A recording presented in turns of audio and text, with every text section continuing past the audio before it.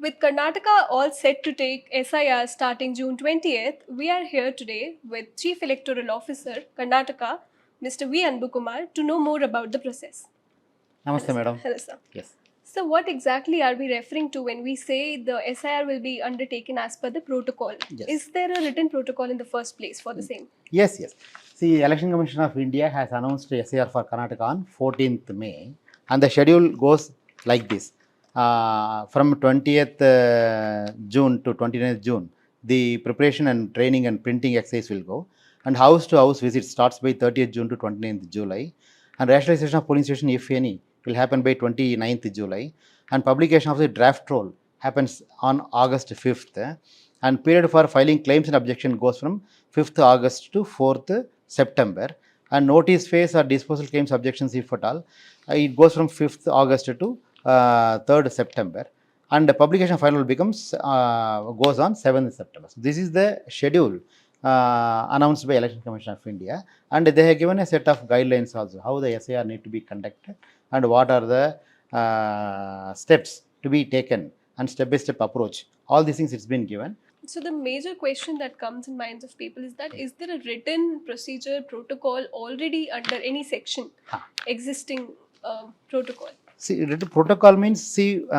this is the guidelines given by Election Commission of India. I have already issued. This has some around 30 pages. So this is the guidelines for conducting SIR. This guideline says how the SIR will start, what is the constitutional provisions, what is the Representation of People Act which permits the Election Commission to take this exercise, all these things. Sir, in West Bengal, we saw logical discrepancy as a category coming up later in the exercise. Okay. Should voters in Karnataka be looking at any additional category that may follow as the process goes? Are we considering logical discrepancy in the state?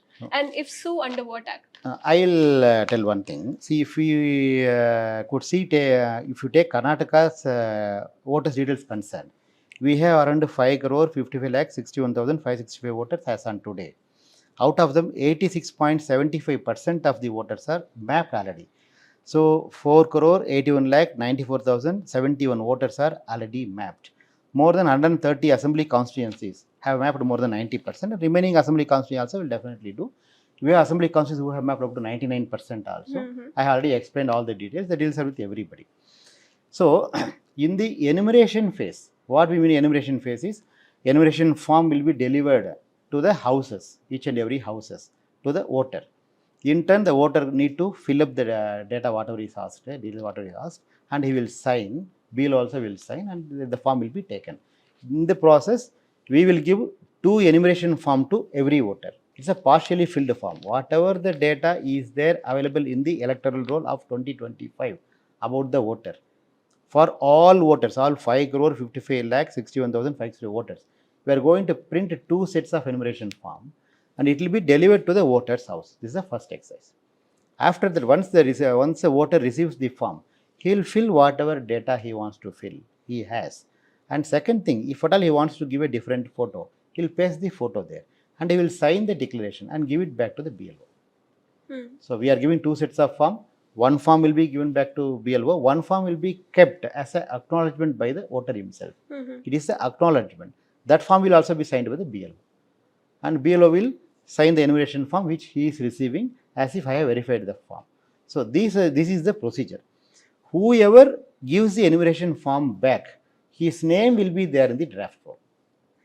Whoever gives the enumeration form back, his name will be there in the draft roll. Whoever is not giving the enumeration form, his name cannot be.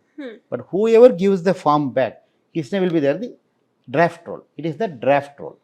Then, after draft roll, claims and objections period, notice period is been mentioned. If at all the data of 2002 last SIR and the present data of the voter is not matching, or if it is not mapped, they will get notices. Ideally, what I would like to explain at this time here is, every notice is not aimed at deletion. Notice is a form of communication. We want to communicate.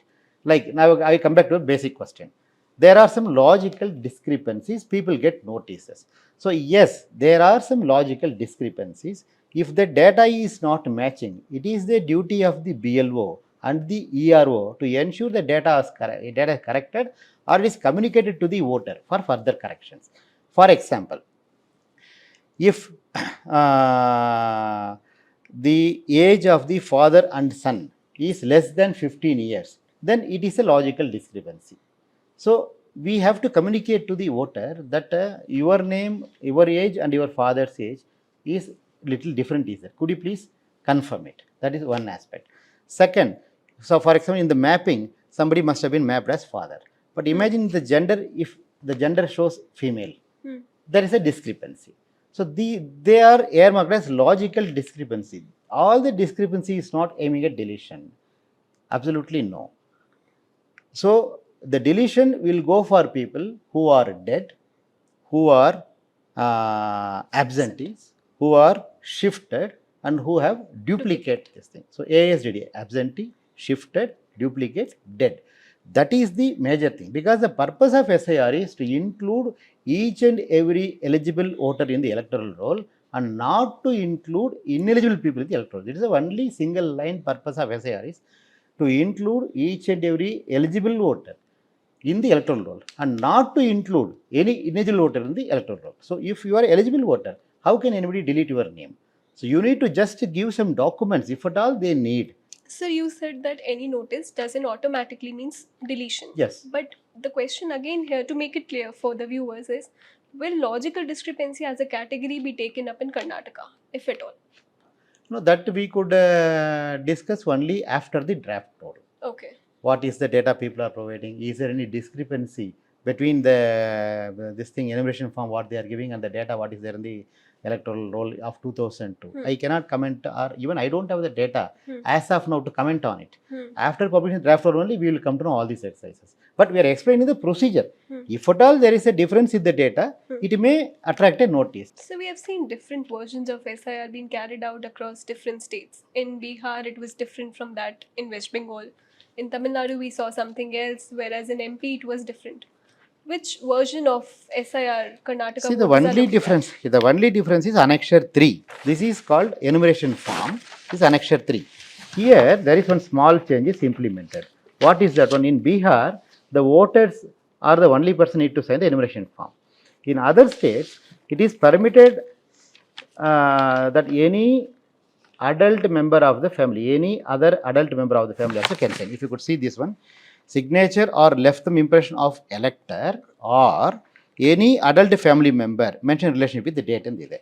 So this is the change, this is the most important change. So previously only the elector need to sign the enumeration form. Now if the elector is not available, any adult family member of the family also can sign the form. This is the change. Beyond that, there is no other change. Under whatever circumstances, if a name is deleted, is it only about voting rights or is it also about losing government schemes as recently announced in West Bengal and Bihar? The Election Commission has a mandate to take care of the electoral roll. We will not comment about any other government scheme at all. We are not going to delete any eligible voter. We have no right to delete any eligible voter's name from the voter list. Unless until if you don't give the enumeration form back, unless until there is some claims or objections on your name, either not being Indian or not having two places or these things, definitely deletion will not happen. Why should deletion should happen? Or unless until somebody is dead or something. So without procedure, nobody has a right to delete anybody's name. So we will go absolutely by procedure. Suppose if somebody feels I am not able to give the form, I have not given my form, I missed somehow to give back the form, they can give form 6 along with the declaration D, which we have already mentioned in our annexure. Again it will be considered. Sir, even when we say that enumeration form is not submitted back, looking at the demographic of the country, of the city, there are many migrant workers, daily wage workers, transgender persons whose identity has changed over the period of time. Many don't remember where they were enrolled in 2002. This is also peak migration season. Many have moved districts, states, for example. Even the ones who are literate doing jobs have moved countries. Their status and their address is not updated at all. So does that automatically means that they're at a higher risk of deletion? No. See, we are going to take the 2025 electoral roll for serving the enumeration forms. 2002 is the last SIR happened. We are going to refer the data. But whom are you going to give the enumeration forms? Whose names are there in 2025 electoral roll? It means 5 crore 55 lakh 61,565 people whose names are there in today's electoral roll. all of them will get notices, enumeration forms to their houses. Which house? The address which is given in the electoral roll.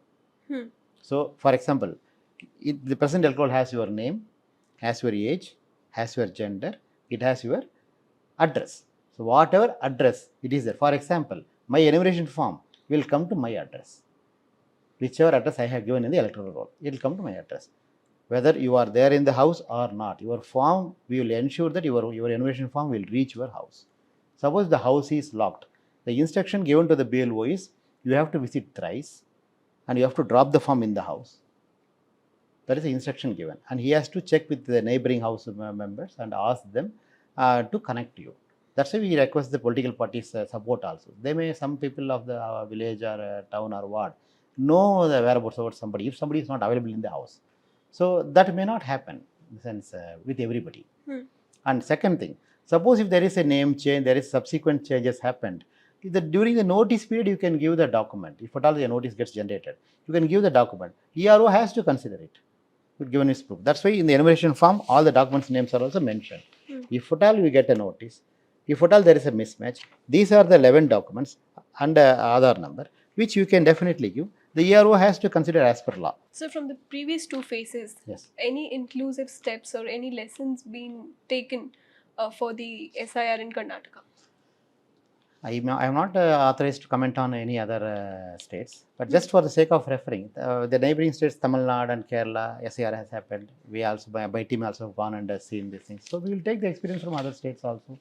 So far, any inclusive steps that we may be looking at? No, the procedure is same for everybody. We have to go by the procedure, that's all. Yes. If you could give some good suggestions to us, we welcome all your suggestions. We are here to listen to your good suggestions. We are here to take some necessary steps. Regarding suggestions are concerned. My request is kindly don't have any greater opinions on which we are very clearly going by law. Continuing on the same, how are you ensuring participation from civil society groups? See, one thing we would like to connect to all the voters through the BLO and along with the recognized political parties. We have written to all the recognized political parties and I will be having a meeting and all DCs and the EROs also will have a meeting with the political parties. So, every political party can appoint one booth level agent. Suppose if there are 6 political parties giving 6 people, it means every booth will get minimum 6 people as booth level agents. So, we would request all the political parties kindly appoint the booth level agents in each and every polling booth who will work as a link between the voter and the BLO, which will definitely help us. We will try our best to reach each and every voter. And I could ensure, I assure everybody, your form will definitely reach your address. That I'm very sure. Civil society groups are the one who create awareness among people. Yes. Participation from them is necessary. So yeah, definitely. See, that's what I said, through JATA, through electoral literacy clubs, through colleges, universities. And if somebody could give some better suggestion, we are going to take volunteers also. We'll explain all the procedures in the due course. Right. We have more than a month to go for enumeration phase. By the time we'll plan everything, and we are trying to identify. We identified voter facilitation centers also. Every Gram Panchayat will have one place for voter facilitation center. If voter wants to have some information, he can come to that place. And we have one BLO supervisor for 10 BLOs. So he will have a BLO help camp also. Suppose a BLO doesn't have better Wi-Fi, this thing, so he wants to scan the photos and all. So he need to be helped and assisted. So we are planning for all those things. All these details I will share in the due course. We have more than a month. Sure. I don't think these details are needed immediately. Yes. So last question here. Your booklet says that if there is any case due to non-submission of documents, the ERO or the AERO can start a suo motu inquiry based on the non-submission of documents or otherwise. What does otherwise suggest here, sir? And I'll continue with the same. The cases will be taken up with the competent authority. Who is the competent authority here, and will there be any tribunals in the due process? See, if the BLO is not satisfied, or if the ERO is not satisfied with any data, he can serve notice.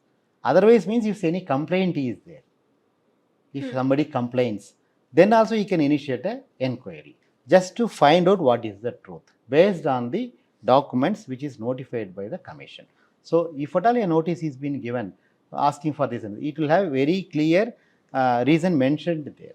What is the document need to be submitted, all these things.